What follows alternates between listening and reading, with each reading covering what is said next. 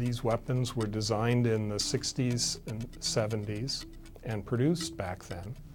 Some of them were as much as 40 years old. The average age is more like about 25 to 30 years of age now. And you can imagine that if you had a car that old, you'd probably want to get a new one, but you can't. And getting parts to maintain that car has become challenging. They don't make them anymore. In some cases, maybe you can't make them anymore because they use materials that are no longer environmentally permitted or no longer available at all. And so you've got to sustain that car. By the way, you're not allowed to start it to see if it works. You're not allowed to test it. But it has to work with 100% reliability when you do, God forbid, ever have to start it. And so Stockpile Stewardship is the program that enables us to do that. And it has been remarkably successful.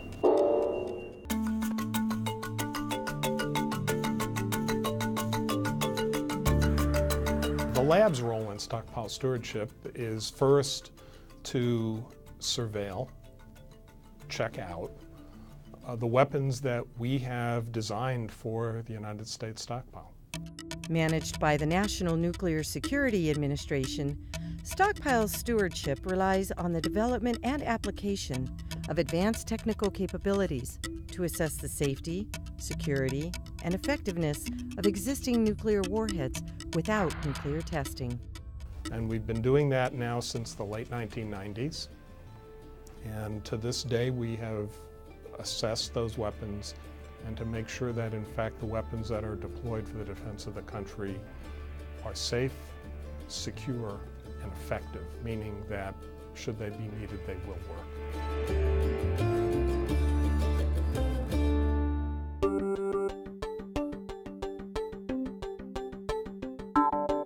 Folding together engineering, science, and computation, creating teams of talented people to solve extremely difficult problems is built into the DNA of the way the laboratory operates.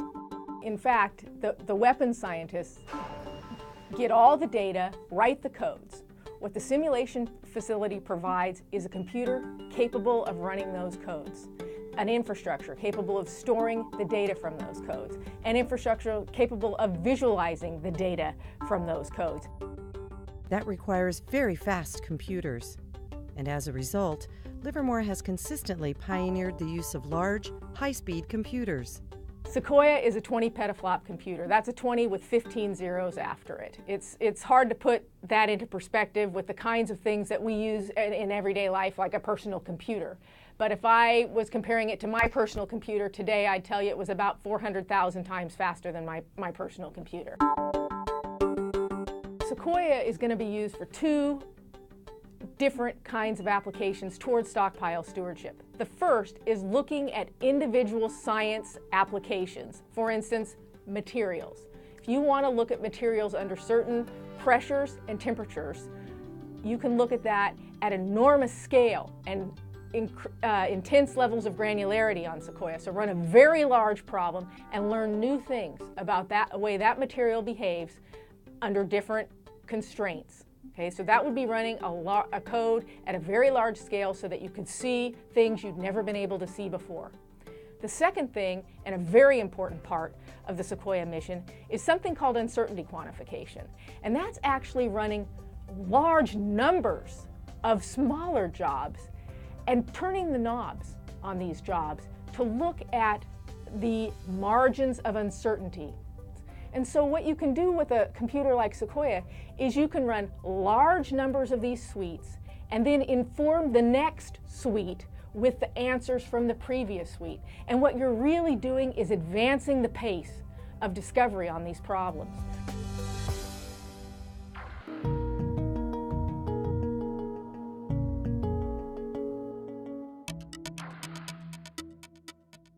In addition to its mammoth computational power, Livermore has an array of unique facilities which allow the laboratory employees to be nimble in the ever-changing needs of stockpile stewardship. So the Superblock is unique because it has a wide range of capabilities in a very small area, basically one city block.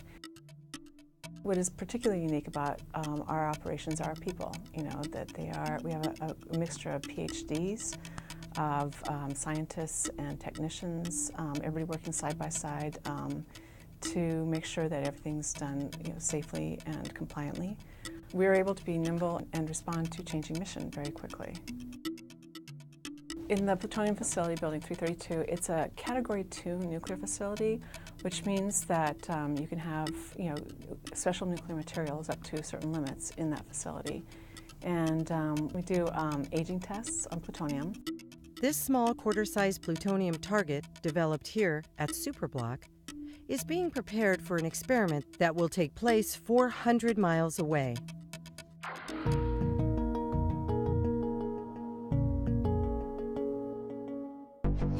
Five inches remain pointing the target. 4 inches remain. Doors are locked. Lights are active. 3 inches remain. PI, are you ready for pin power? Slow down and we're docked. Attached to a target assembly and loaded into a chamber, this target is about to be impacted by a projectile moving at 8 kilometers a second, 8 times faster than the speed of a bullet shot out of a rifle. The lab's rifle is a 2-stage gas gun called JASPER. JASPER, Joint Actinide Shock Physics Experimental Research. Since its first experiment on plutonium in 2003, JASPER has performed over 50 experiments on plutonium, and each one of those points has provided insight to the entire nuclear weapons complex about important ways in which plutonium behaves.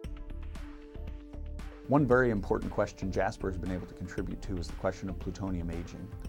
Since the end of nuclear testing, we have to keep weapons around much longer than we'd anticipated keeping them. And if plutonium ages in a way or deteriorates in a way that would shorten the lifetime of these weapons, that would be a fundamental flaw in our stewardship strategy. Scientists shoot a projectile at a plutonium target and study the shock data produced at impact. Results from these shots have already produced huge returns. With that data, we were able to put together plutonium aging models that showed us that there was not a significant impact to weapon performance over decades of plutonium aging, and that was part of an important decision not to go forward with a very expensive pit production facility.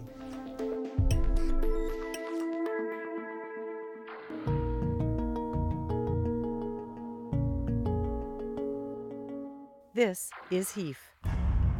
HEAF, the High Explosive Application Facility, is the R&D center for explosives research at Livermore. And in that facility, we do all aspects of explosive research and development, from making explosives to characterizing them, measuring their properties, measuring their aging properties, their detonation properties, their safety properties, anything you need to know about the material. And then we also can detonate them, we can blow them up. Explosives are a key component of the nuclear weapon, and where we are today is we have a series of nuclear weapons that were designed for a 10 to 20 year lifetime 20 to 30 years ago, and we're being asked to certify them for another 20 or 30 years. And so the explosives, because they are such a critical part of the device, and because they do change over time, we have to understand very carefully how they change and therefore how they might affect the functioning of the future stockpile. The HEAF is a unique facility in the country and in the world, as far as I know, in that it has all the aspects of high explosives research and development under one roof. The synergy of HEAF, the efficiencies of HEAF, are twofold. One is all the activities are together, so you don't spend time traveling, you don't spend time shipping explosive on public roads or otherwise from one location to the other. Perhaps more important is the fact that because the chemists and the detonation physicists and the diagnostics scientists all live together and they share the same coffee pot and they share ideas on a daily basis. And so great ideas come when people work together and think together.